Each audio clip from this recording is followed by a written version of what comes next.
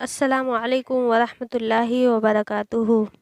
الحمد للہ وحدہ والصلاۃ والسلام علی من لا نبی بعدہ وبعد۔ اعوذ باللہ من الشیطان الرجیم، بسم اللہ الرحمن الرحیم۔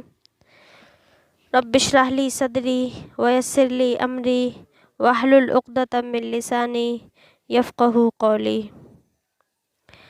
جاہلانہ باتوں سے رسول صلی اللہ علیہ وسلم کی خصوصی حفاظت اور اس کی حکمت۔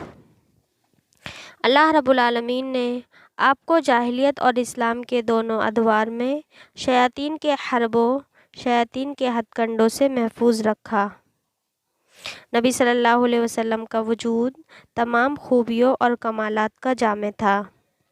آپ صلی اللہ علیہ وسلم کو شروع سے ہی باطل معبودوں سے اتنی نفرت تھی کہ ان سے بڑھ کر آپ کی نظر میں کوئی چیز مبغوض، کوئی چیز ناپسندیدہ نہ تھی، حتیٰ کہ لات و عزیٰ کی قسم سننا بھی آپ کو گوارا نہ تھا۔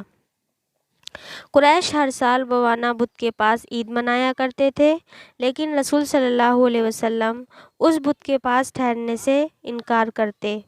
اس وجہ سے آپ کی پھوپھیاں اور چچا ابو طالب آپ سے بہت ناراض ہوئے۔ آپ نے مجبوراً ان کی بات مان لینے کا ارادہ کیا تو اللہ تعالیٰ نے آپ صلی اللہ علیہ وسلم کو بتوں کو چھونے سے بچا لیا۔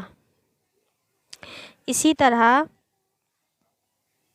ابن اسحاق کی روایت ہے، جب بحیرہ راہب نے قریش کے طریقہ کار کے مطابق لات و عزیٰ کی قسم کھائی تو آپ صلی اللہ علیہ وسلم نے اس سے کہا، لات و عزیٰ کا نام لے کر مجھ سے کسی چیز کا مطالبہ نہ کرو، اللہ کی قسم مجھے جتنی نفرت ان سے ہے کسی اور چیز سے نہیں۔ اسی طرح ایک دو دفعہ ایسا ہوا کہ آپ نے عام نوجوانوں کی طرح رات کو قصہ کہانی کی مجلس میں بیٹھنا چاہا، لیکن اللہ رب العالمین نے غیبی طریقے سے آپ کو ایسی مجلس میں جانے کا موقع نہ دیا۔ امام بیہقی کی ایک دوسری روایت ہے کہ دو فرشتوں نے وحی کے نزول سے پہلے آپ کو مشرکین کے ساتھ ان کے میلوں میں جانے سے روک دیا تھا، چنانچہ آپ کبھی بھی کسی بھی کھیل تماشے میں نہیں گئے۔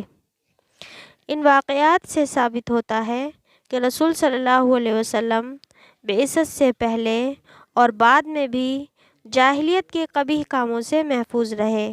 یہ آپ پر اللہ تعالیٰ کی خصوصی عنایت تھی تاکہ ایسے کاموں سے آپ کی شخصیت اور دعوت ہر طرح محفوظ رہے۔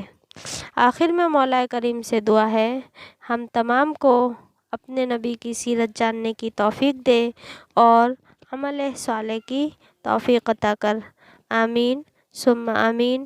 السلام علیکم ورحمۃ اللہ وبرکاتہ۔